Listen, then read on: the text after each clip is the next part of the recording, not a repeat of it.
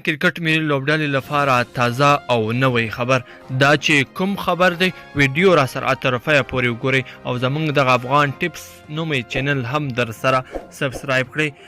د افغانستان کرکټ ملي لوبډلې لپاره مشر روزونکی وټاکل سو.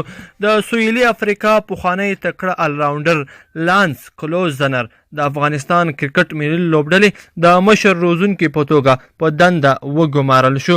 د یادولو وړ ده چې لانس کلوزنر د روزنې په برخه کې د لیول 4 روزونکی دی چې په انډین پریمیر لیګ یعنی IPL کې د ممبئی لوبډلې د توپ اچونې د روزونکي دنده هم تر سره کړې ده.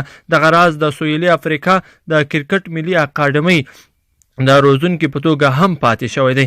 نوموړی سربیره پر دې د سویلي افریقا د ټیسټ لوبډلې د توپ اچونې د روزونکي د دغه هیواد د کورني کرکټ یعنی ډالفین فرنچایزي د مشر روزونکي د زیمبابوې د توپوهنې روزونکي او دغه راز په دې وروستیو کې د سویلي افریقا د نړیوالې شلوريزې لوبډلې د توپوهنې د روزونکي په توګه هم دندې تر سره کړې دي.